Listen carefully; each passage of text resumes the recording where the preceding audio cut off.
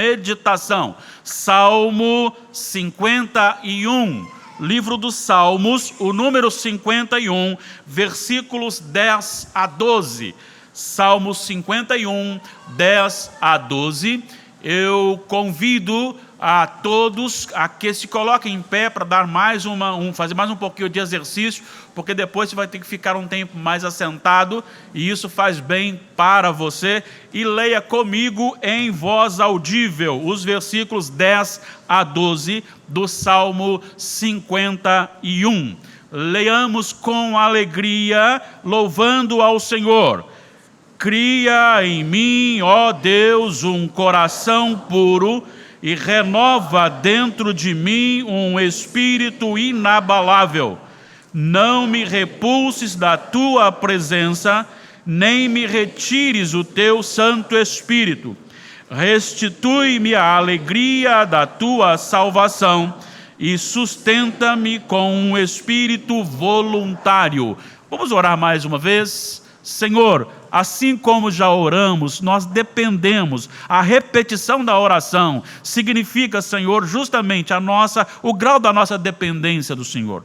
Queremos sair daqui hoje, ó Deus, cheios do Senhor, transformados, purificados, santificados. Por isso, nos abençoe, em nome de Jesus. Amém.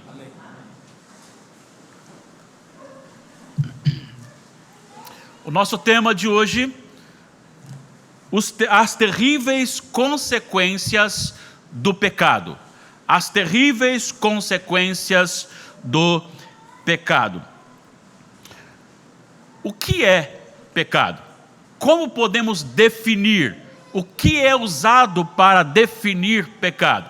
Se nós olharmos hoje para as religiões, nós veremos uma diversidade de interpretação. Para alguns, determinados por líderes religiosos e por seus livros, tem alguns aspectos que são pecados e outros não são pecados, ou talvez a própria pessoa crie a sua definição de pecado, e aí passamos muitas vezes a falar o seguinte: eu acho que isso não tem nada a ver, eu acho que isso não é pecado, ou eu acho que isso é pecado. E infelizmente isso nasce e parte muitas vezes do nosso coração, e nós julgamos as ações pela nossa formação, por aquilo que nós fomos criados, por nossa cultura, e muitas vezes esquecemos da razão básica para a definição do pecado. O que define o pecado, o que estabelece o que é pecado, é a lei de Deus. Ela é o parâmetro para medir aquilo que é ou não, definir aquilo que é ou não pecado. Então, pecado é tudo, e não apenas algumas coisas, tudo aquilo que falta para chegar na lei de Deus. Tudo aquilo que não consegue alcançar a lei de Deus. E também tudo aquilo que ultrapassa a lei de Deus. Então, tudo aquilo que está fora da lei de Deus é pecado. Esta é a definição que não tem como fugir dela. Todos nós precisamos nos adequar, porque isto é a definição do que é pecado, dentro de um parâmetro da lei de Deus. Quando nós olhamos para o texto, é necessário que o entendamos à luz de 2 Samuel, capítulo 12, versículos de 1 a 15. É um momento em que Davi estava feliz da vida, ele estava vivendo o seu dia a dia com os seus intempéries, lógico, mas ele estava assim, de certa forma, conduzindo o seu reinado.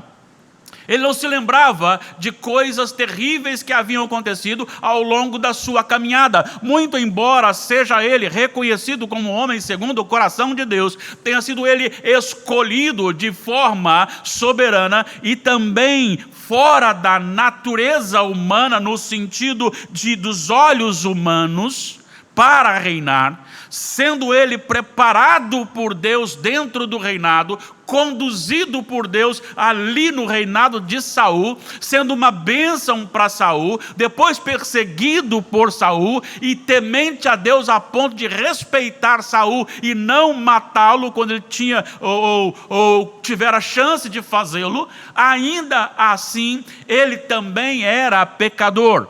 E certa feita ele deixou levar-se pela falibilidade humana, talvez confiando no seu coração, deixou de cumprir as suas tarefas e suas obrigações, de vigiar, de estar em prontidão diante das exigências do Senhor. E certa feita ele chega a um lugar, ele olha e vê uma mulher se banhando, ele a deseja, ele a manda trazer e ele adultera com aquela mulher.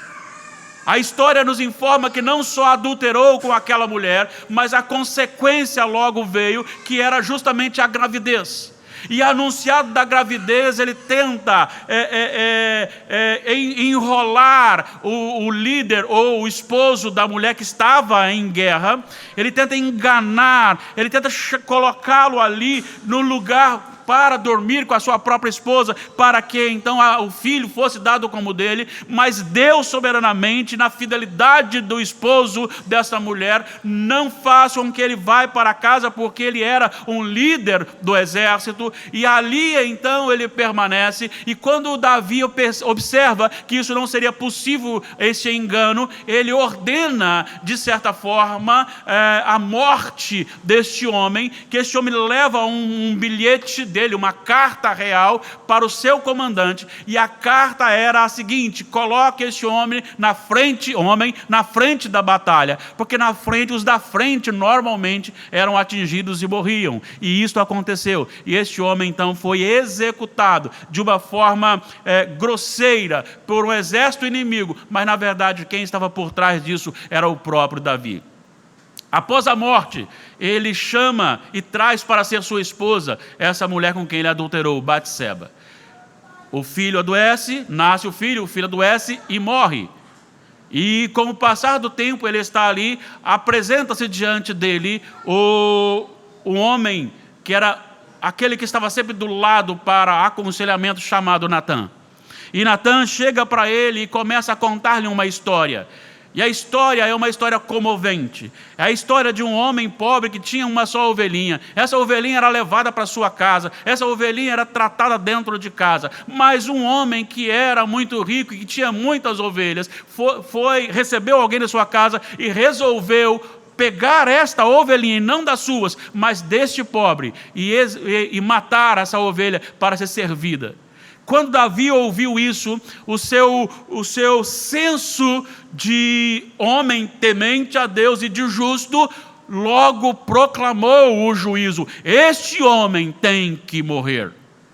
Quando ele disse isto, Natã olhou para ele e disse: és tu este homem? E relatou todos os acontecimentos do seu pecado com Batseba e com o esposo de Batseba.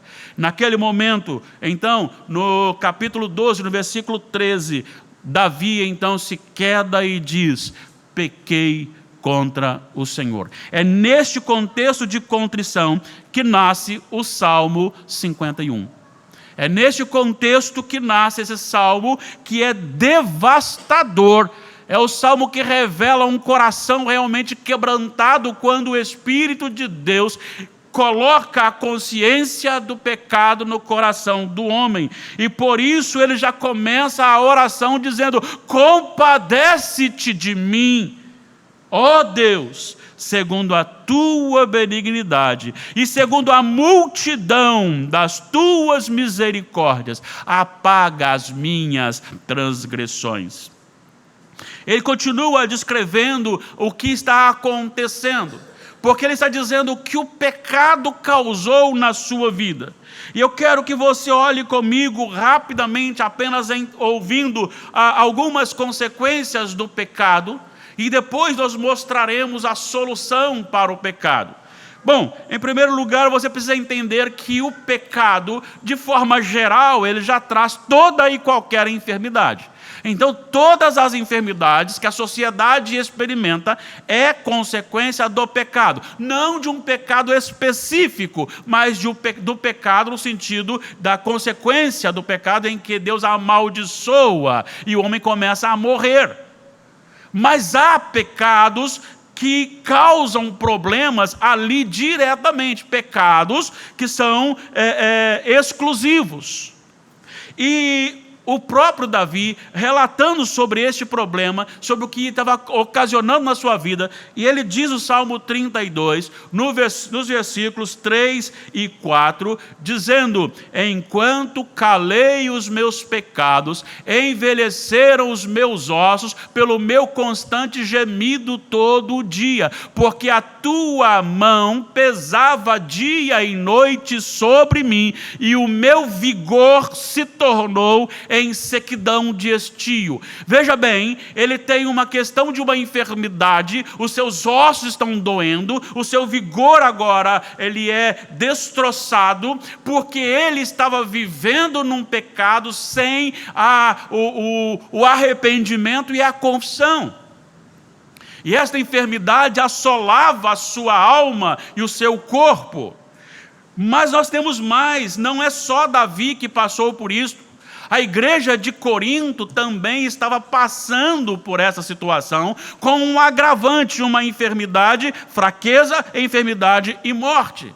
1 aos Coríntios, capítulo 11, versículo 30. Eis a razão porque há muitos dentre vós fracos e doentes, e não poucos que dormem, por causa da razão de pecar contra o Senhor e não levar a sério o sacramento da Santa Ceia.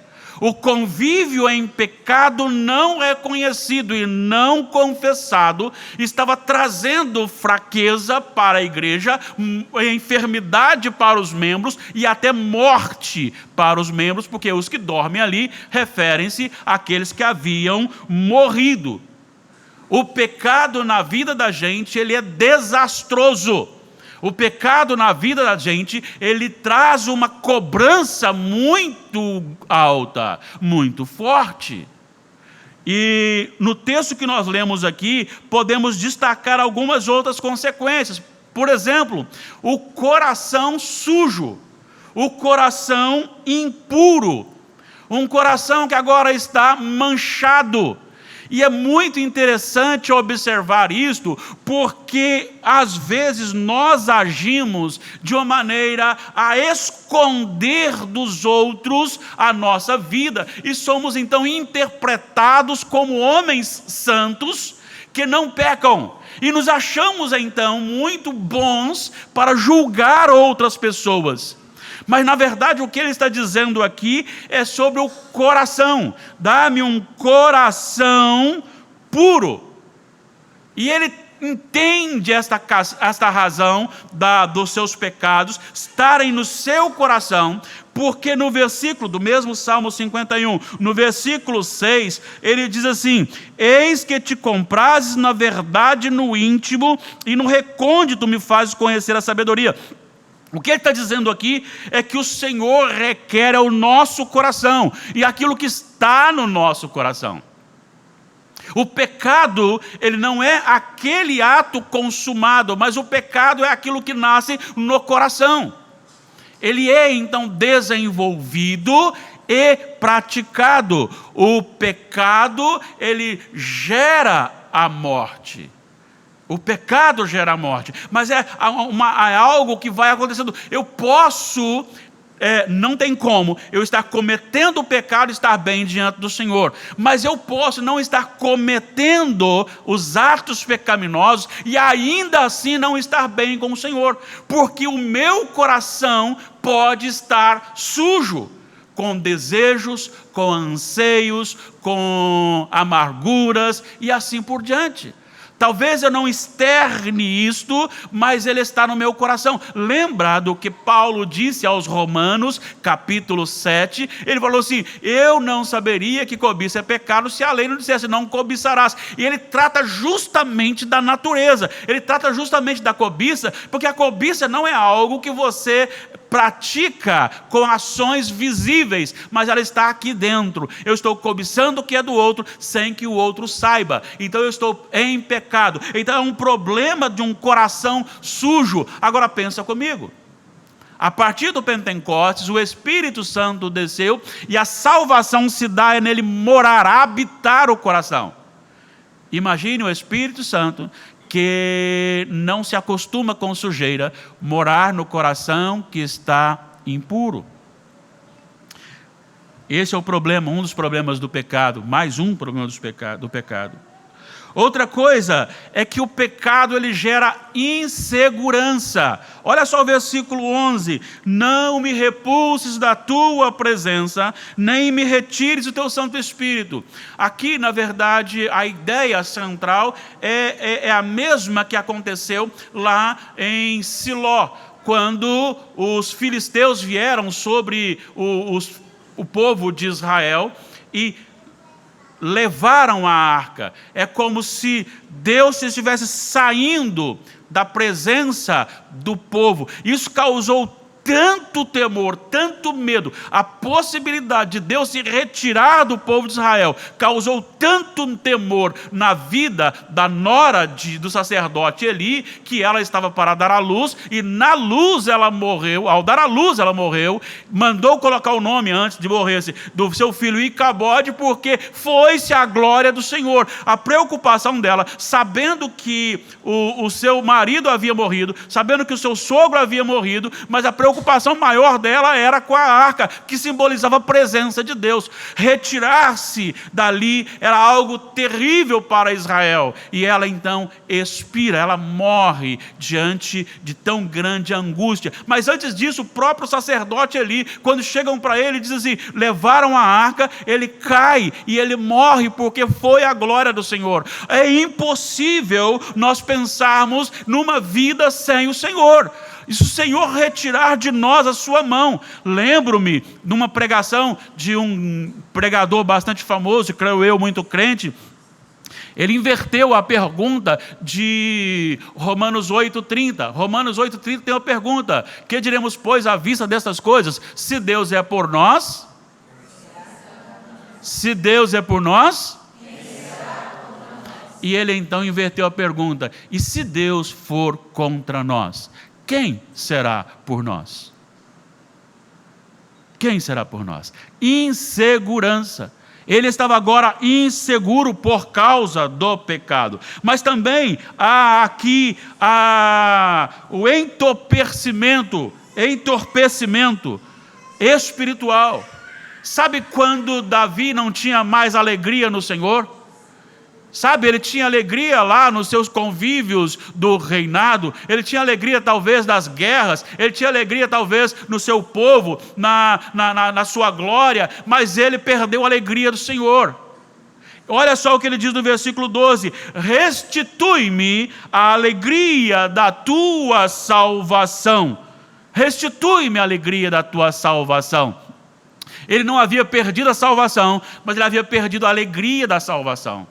O pecado tira a alegria da salvação, porque o pecado ele age como uma catarata. O pecado ele toma conta do nosso coração, ele vai tomando, de certa forma, abafando o nosso coração e tirando-nos a alegria de olhar e contemplar a vida como ela é na presença do Senhor. O pecado nos faz ansiar por coisas materiais, passivas de finalidade temporal. O pecado nos faz querer dinheiro, que hoje ganha e amanhã perde. O pecado nos leva a amar a impureza, a sexualidade, a mentira, a fama, que tudo passa. O pecado nos faz viver para este mundo, querendo tudo para este mundo, e ele nos cega e nos tira esse brilho, essa alegria da salvação. E hoje, quantas pessoas estão vivendo neste terrível estado, sem alegria da salvação? E ele encerra aqui dizendo: e sustenta-me com o espírito voluntário, ou seja, que o meu espírito, a minha natureza, obedeça ao Senhor com disposição. É isso que ele está dizendo, que não seja necessário um profeta ficar chamando a minha atenção, que não seja necessário o Senhor ficar me corrigindo, mas que nasça no meu coração uma disposição de obedecer ao Senhor com alegria. O pecado nos rouba tudo isso que nós acabamos de falar. Mas e agora? O que fazer?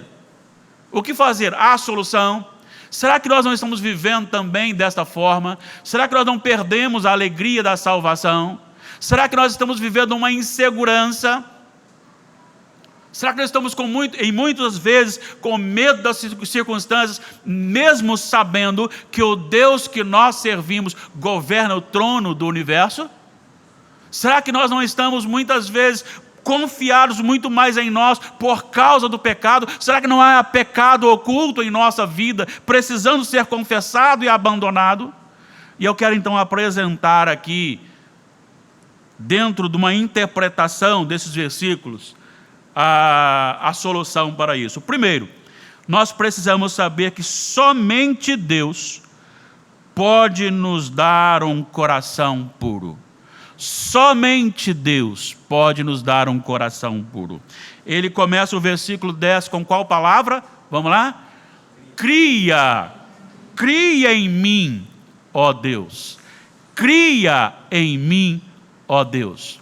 O verbo usado nesse salmo para criar é o mesmo usado em Gênesis 1:1. Criou Deus o céu e a terra. A ideia aqui é justamente um poder sobrenatural, um poder que está acima de uma vontade humana, como se ela não contasse, para que este poder mova este coração. É muito bonito quando nós olhamos para Ezequiel 36. E o versículo, se eu não estou equivocado, 26 ou 27, vai dizer: dar-vos-ei um novo coração. Dar-vos-ei um novo coração. A ideia é justamente Deus criar um novo coração. E quando nós somos salvos numa criação nova. Porque a partir da queda, todos nós nascemos espiritualmente mortos. Todos nós nascemos submissos ao príncipe deste mundo, que é Satanás. Todos nós nascemos sem uma vontade qualquer de adorar a Deus como Ele é, embora nasçamos com uma ideia de adoração. E esta corrupção nos conduz para uma adoração de idolatria. E aí nascemos e vamos sendo criados nesta maldade, sobre o domínio deste mundo. E Deus soberanamente, na pessoa do Espírito Santo, Ele entra no coração e Ele cria um novo coração. Ele cria uma nova natureza. E Davi está reconhecendo que ele precisa dessa ação soberana de Deus. Você e eu, diariamente, precisamos dessa ação soberana de Deus. Olha só, o Salmo 86, o salmista nos deixa algo muito especial. Olha só como ele cria, como ele estabelece. O próprio Davi, no versículo 11, ele diz: ensina-me o teu caminho e andarei na tua verdade. Qual é a segunda parte? Dispõe-me o coração. O que ele está dizendo aqui é a mesma ideia do primeiro. Se o Senhor não trabalhar isso na nossa vida, nós não teremos um coração quedado ao Senhor. Se o Senhor não mover o nosso coração, por isso é necessário talvez que nesta noite você e eu nos quedamos aos pés do Senhor, pedindo a Ele: cria em nós um novo coração, no sentido de renovação, no sentido de plenitude dEle.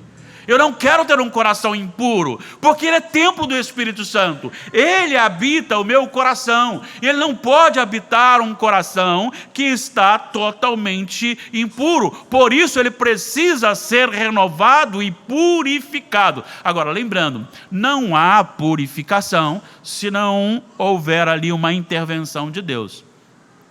Vamos lembrar de Isaías capítulo 6? Ele disse: ai de mim, sou homem impuro, de impuros lábios, habito no meio de um povo impuro, e os meus olhos viram o Senhor. O que aconteceu? Voou um serafim, pegou lá uma tenaz, uma brasa do altar e tocou-me, brasa na língua, brasa nos lábios. Não é gostoso? A purificação exige um exercício, e você precisa entender isso e buscar isso no Senhor. Ore ao Senhor para que você receba um coração purificado e um espírito dentro de você inabalável, que você não venha cair, retroceder, voltar, mas seja continuamente santo na presença do Senhor. A segunda lição que nós apresentamos como solução é que a alegria, ou melhor, a presença do Senhor em nós é o único motivo para a vida. Eu vejo com grande tristeza as pessoas abandonando o Senhor. Eu vejo com grande tristeza as pessoas se afastando do Senhor. Olha o que ele diz: não me repulses da tua presença. É impossível estar na presença de Deus e viver na prática deliberada do pecado. E ele está dizendo que para ele, para Davi, era impossível reinar, ser esposo, ser pai, ser crente, longe do Senhor. O problema é que nós nos acostumamos tanto com a religiosidade que às vezes vivemos uma vida com normalidade, como se isso fosse suficiente. Mas nós precisamos entender que temos que ter sede por Deus. Muitos querem as bênçãos de Deus. Muitos querem as ações de Deus. A saúde que Deus dá, o emprego que Deus dá, o dinheiro que Deus dá, a comida que Deus dá, a água que Deus dá, o carro que Deus dá. E se Deus está dando tudo, então eu vivo de qualquer maneira. Estou bem, esse Deus é maravilhoso, mas você não pode colocar isso em primeiro lugar na sua vida. É necessário que Deus seja a razão da sua vida. É necessário que Deus seja a razão da sua adoração. É necessário que você venha para este local ou para outro local onde o grupo esteja reunido adorando ao Senhor, pelo Senhor, e não por aquele que estará lá.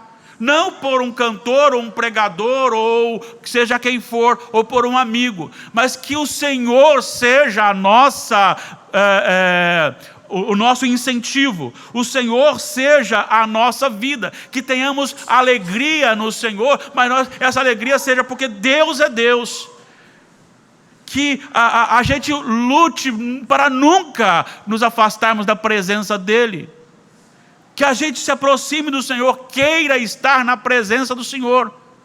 Isso me faz lembrar de um homem, e isto me encanta o coração, chamado Moisés. Êxodo capítulo 33.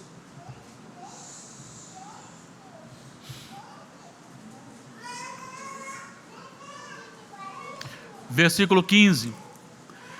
Só para você se contextualizar. O Senhor fala para Moisés assim: estou chateado com o povo, irado com o povo. Eu prometi que este povo chegará à terra prometida, e ele chegará. No entanto, eu mandarei um anjo, eu mandarei alguém à frente, você vencerá todas as guerras, e você entrará então, levará o povo para a terra prometida, mas eu não irei com vocês. Olha só o que Moisés disse no capítulo 33, versículo 15. Então lhe disse Moisés: se a tua presença não vai comigo, não nos faças subir deste lugar. Havia promessa aqui. Havia promessa de que o Senhor faria o povo andar, levaria o povo até o lugar. Olha o versículo 14: a minha presença irá contigo, eu te darei descanso. Falando a respeito da promessa dele. Mas acontece que quando o Senhor diz que não vai, Moisés diz: o Senhor não for, eu não vou. Não importa se eu serei vencedor no deserto, não importa se eu ganharei as guerras, não importa se eu chegarei a Canaã, mas se o Senhor não for, não nos faça subir, porque Deus é a razão da existência humana, do crente. Deus é a razão da nossa vida. Precisamos amar o Senhor sobre todas as coisas e com intensidade. Amar a Deus com toda a nossa alma, força, todo o nosso coração. Precisamos amar a Deus com a nossa motivação. E Ele vai dizer: Senhor, não me repulses da Tua presença, nem me retires o Teu Santo Espírito. Por favor, Senhor, não me abandone. Não me abandone. A igreja também precisa entender isso e buscar a solução. Ainda há tempo para você buscar o Senhor e querer o Senhor, junto com um coração purificado. A terceira lição que aprendemos aqui é que a alegria da salvação revela o nosso grau de intimidade com Deus. Ele está distante do Senhor, então ele perde a alegria da salvação. E quando você perde a alegria da salvação, você joga a sua alegria para o pecado. Então você pode afirmar o seguinte: o pecado diminui a minha alegria da salvação, e à medida que a alegria da salvação ela é diminuída, eu cometo pecado. E quanto mais eu cometo pecado, mais a alegria da salvação é diminuída, porque ela é lançada para os prazeres deste mundo. Paramos de ver a grandeza do céu, paramos de ver a grandeza do agir de Deus na história, a beleza de Deus, paramos de ver a bondade de Deus na terra. Como é que diz o salmista? A terra está cheia da tua bondade. A terra está cheia da tua... Só que nós não vemos mais. Nós não vemos mais. Nós não vemos a glória de Deus. Nós não vemos o agir de Deus. Quantos crentes são capazes de chegar e dizer assim: deu uma sorte hoje? Porque perderam a visão de que Deus está ali soberanamente conduzindo a sua vida. A alegria da salvação é o prazer na presença de Deus. Quando olhamos para a grandeza, para o poder de Deus, nos encantamos com isto. E apenas a grandeza de Deus é suficiente para nos quedarmos em adoração. É suficiente para nos quedarmos e gritar glórias ao Senhor. Bendito seja o Senhor, magnificado seja o Senhor, engrandecido seja o Senhor. Essa alegria da salvação é capaz de me fazer vencer as minhas adversidades, a minha limitação, e até mesmo quando eu não quero ler a palavra, não quero meditar na palavra, não quero orar, mas quando eu olho para esta grandeza, e ela está no meu coração, esta grandeza, essa alegria da minha salvação, ela sobrepõe o meu desânimo, o meu cansaço, e quando eu me vejo, eu estou diante da palavra do Senhor, meditando na palavra do Senhor. Esta é a razão da igreja hoje ser estéril.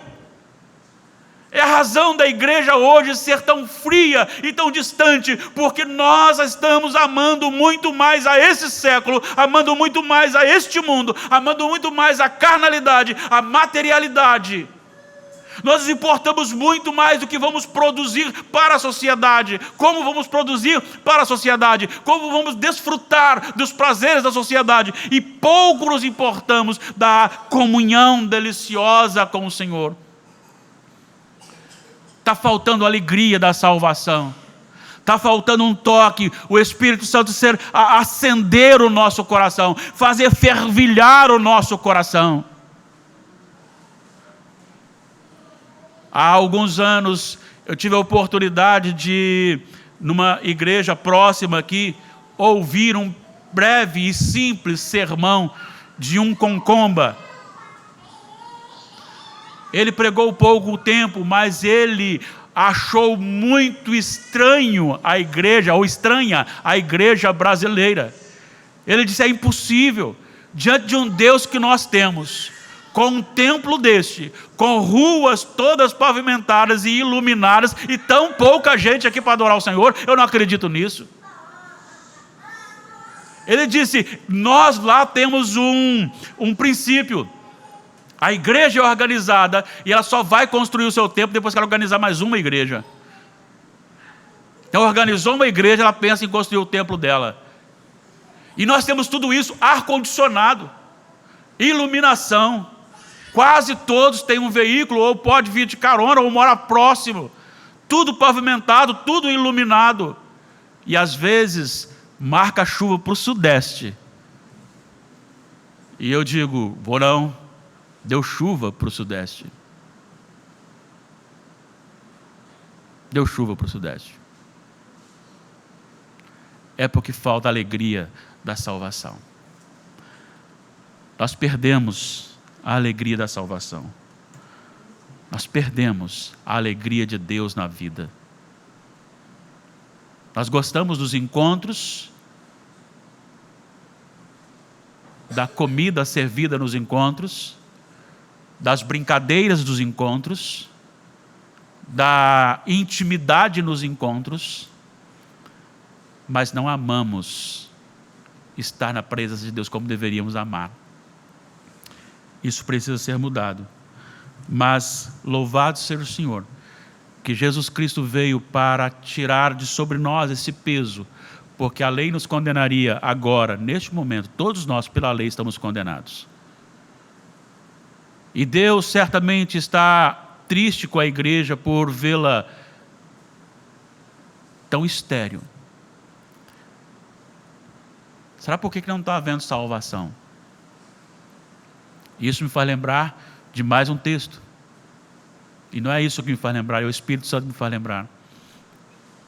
Em Isaías, quando o Senhor diz: a minha mão não está encolhida para que eu possa agir, mas as vossas iniquidades fazem separação entre vós e o vosso Deus.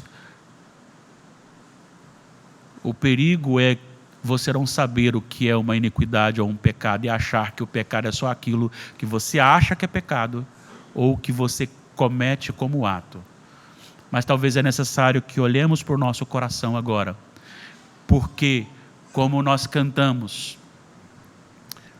se confessarmos nossos pecados, Ele é fiel e justo para nos perdoar os pecados e nos purificar de toda injustiça. Certamente, você e eu, agora aqui, detectamos em nossa vida que o nosso coração muitas vezes está impuro, com razão suficiente para Deus nos abandonar. E há pouca alegria da salvação no nosso coração. No entanto, ainda há tempo. Aqui agora, este é o momento para agirmos assim como Davi, pedirmos a Deus, primeiro, confessando o nosso pecado, e dizer: Senhor, purifica-nos, renova-nos, dá-nos pureza de coração, intimidade com o Senhor, alegria permanente da salvação. Eu quero convidar o grupo de louvor aqui à frente. A penúltima música, que eu não vou saber o nome agora, Maravilhosa Graça.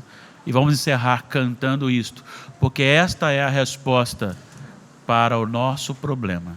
Enquanto cantamos aqui, você possa meditar na sua vida. Não olhe para o irmão, não olhe para a outra pessoa, olhe para você mesmo e comece a pensar na sua vida. Coloque-se em pé e vamos louvar o Senhor e meditar nesta resposta para o grave e terrível problema do pecado.